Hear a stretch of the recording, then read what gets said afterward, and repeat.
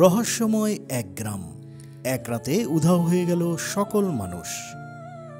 ২৬ November ১৯৩০ সালে কানাডার daily journal পত্রিকার প্রথম পাতায় একটি খবর প্রকাশিত হয়, যার শিরোনাম ছিল ভিলেজ অব দ্য ডেড।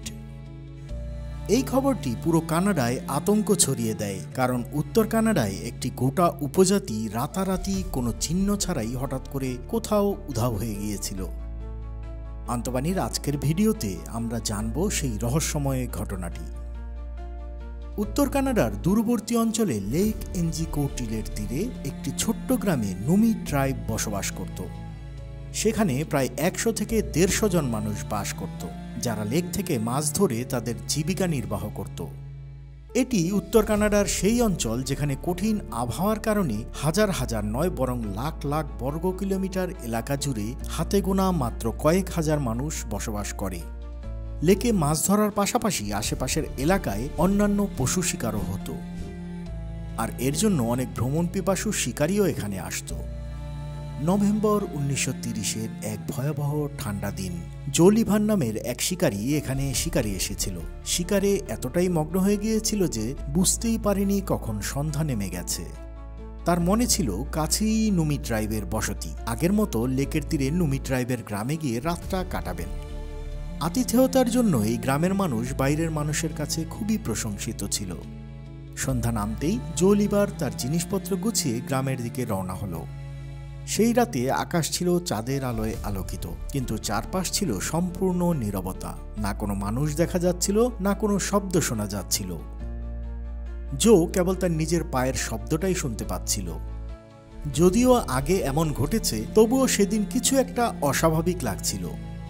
সাধারণত সে যখনই গ্রামটির কাছে আসতো তখন কুকুরের ঘেউ ঘেউ শোনা যেত, কারণ গ্রামের মানুষ কুকুর পুষে রাখত।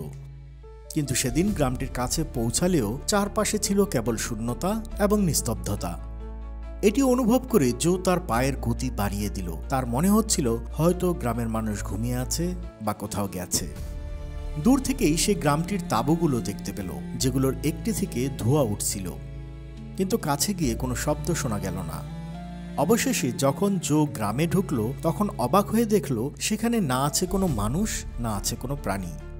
তবে আশ্চর্যের বিষয় ছিল কিছু ঘরের চুলা থেকে ধোঁয়া বের হচ্ছিল, যেন ভেতরে কেউ আছে। সে এলোমেলোভাবে বিভিন্ন ঘরে ঢুকলো, কিন্তু ভেতরে কেউ ছিল না। প্রতিটি ঘর ছিল একেবারেই ফাঁকা। হয়তো জো এই দৃশ্য উপেক্ষা করে সেখান থেকে চলে যেত, কিন্তু একটি বিষয় তাকে আরও অস্বস্তিতে ফেলে দেয়। কিছু ঘরে রান্নার হাঁড়ি চুলায় রাখা ছিল, কিন্তু তাতে রাখা খাবার পুড়ে গিয়েছিল। অর্থাৎ কেউ রাতের খাবারের জন্য রান্না বসিয়েছিল, কিন্তু তা খাওয়া সম্ভব হয়নি।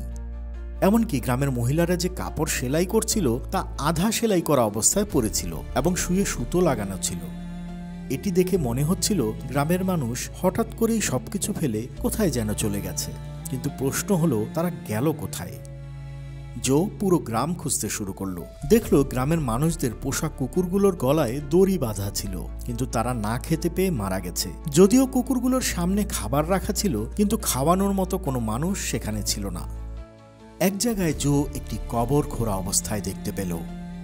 দেখে মনে হচ্ছিল এটা বেশি দিন আগে খোঁড়া হয়নি। এই দৃশ্য দেখে জো আতঙ্কে কেঁপে উঠল। রাতের বেলা একা এই দৃশ্য দেখে সে ভয়ে অস্থির হয়ে গেল। এই অঞ্চলের মানুষ যখন কোথাও যায়, তারা তাদের কুকুর নিয়ে যায়, কিন্তু এই দৃশ্য দেখে মনে হচ্ছিল এখানে কিছু একটা অস্বাভাবিক ঘটেছে। কোনো অদৃশ্য ঘটনা তাদের হঠাৎ করে চলে যেতে বাধ্য করেছে। এতটাই তাড়াহুড়ো যে তারা তাদের কুকুর, পোশাক, খাবার এবং জ্বলন্ত আগুন পর্যন্ত ফেলে চলে গেছে। জো আর বেশিক্ষণ সেখানে থাকতে পারল না এবং দ্রুত কাছের টেলিগ্রাফ অফিসে পৌঁছে গেল। সেখান থেকে রয়্যাল কানাডিয়ান মাউন্টেড পুলিশ ক্যাম্পে খবর পাঠালো এবং চোখে যা যা দেখেছে তার সবকিছু জানালো। পুলিশ যখন গ্রামে পৌঁছালো, তখন জো যা বলেছিল সব সত্যি প্রমাণিত হলো। পুলিশের সন্দেহ হলো হয়তো এখানে কারো দ্বারা হামলা হয়েছে এবং গ্রামের সব মানুষকে মেরে ফেলা হয়েছে। কিন্তু যদি এমন হতো, তবে রক্তের দাগ কোথাও না কোথাও পাওয়া যেত, না পেলেও লড়াইয়ের অন্তত কোনো চিহ্ন থাকত। তবে সেই রকম কোনো এভিডেন্স পাওয়া গেল না। পুলিশ গ্রামবাসীদের খুঁজে বের করার জন্য সার্চ অপারেশন শুরু করলো। এই সার্চ অপারেশনে একটি অদ্ভুত বিষয় দেখা গেল, যা জো নিজেও খেয়াল করেনি। সারা গ্রাম বরফে ঢাকা ছিল, কিন্তু বরফের ওপর কোনো পায়ের ছাপ ছিল না। শুধু একজনের পায়ের ছাপ ছিল, জোর নিজের পায়ের ছাপ। অর্থাৎ যদি জো ছাড়া আর কেউ আসেনি এবং যায়নি, তবে গ্রামের মানুষ গেল কোথায়? লেকের উপরও বরফ জমেছিল এবং গ্রামের নৌকাগুলো তীরেই ভেড়ানো ছিল। মৌসুমের এই সময়টাতে মাছ ধরার কাজও হতো না, তাই নৌকাগুলো মাটিতেই টেনে তুলে রাখা হতো। যদি গ্রামের মানুষ লেক পাড়ি দিত এবং তাদেরকে কেউ লেকে ফেলে দিত, তাহলে লেকের বরফ কোথাও না কোথাও ভেঙে যেত। তদন্তে পুলিশ জানতে পারে গ্রামের মানুষ জো আসার 8 দিন আগেই নিখোঁজ হয়েছিল।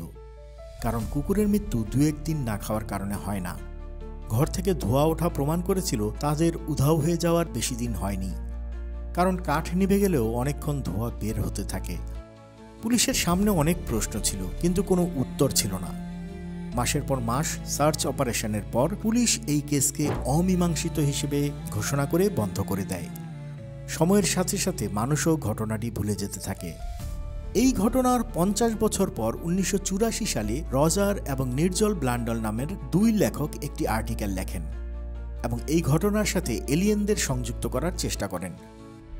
তাদের আর্টিকেলে বলা হয়, তারা যখন এলাকাটি এক্সপ্লোর করতে লেকের কাছে যান, তখন এক শিকারী এবং তার 2 ছেলের সাথে দেখা হয়। তাদের মতে তারা প্রায়ই লেকের উপর দিয়ে উড়তে থাকা বিভিন্ন আকারের বস্তু দেখেছেন, যা ওই গ্রামটির দিকেই যাচ্ছিল, যেখানে এস্কিমো ট্রাইব থাকত। তাই গল্পের ভিত্তিতে বলা হয়, সম্ভবত সেই রাতে এলিয়েনরা নেমেছিল এবং গ্রামের সবাইকে তুলে নিয়ে গেছে। তবে এলিয়েনদের উপস্থিতি বা তাদের আক্রমণের কোনো প্রমাণ এই 2 লেখকের কাছে ছিল না। তাই অধিকাংশ মানুষ এই গল্প বিশ্বাস করেনি এবং থিওরিটিকে বাতিল করে দেয়। এরপর অনেকেই এস্কিমো ট্রাইবের নিখোঁজ হওয়া নিয়ে নানা গল্প তৈরি করে, কিন্তু বাস্তবতা হলো এই ঘটনাটি প্রায় 100 বছর হতে চলেছে। তবুও আজ পর্যন্ত এই প্রশ্নের কোনো উত্তর নেই। গ্রামের মানুষ কোনো চিহ্ন ছাড়াই কোথায় গেল? লেকের ধারে পুরো গ্রাম হারিয়ে যাওয়ার এই ঘটনা আজও এক রহস্য হয়ে রয়ে গেছে। আশা করি রোমাঞ্চকর এই ভিডিওটি আপনাদের ভালো লেগেছে। ভিডিওটি ভালো লাগলে লাইক, শেয়ার, সাবস্ক্রাইব করতে ভুলবেন না। আন্তবাণী, বাংলায় সারা বিশ্ব।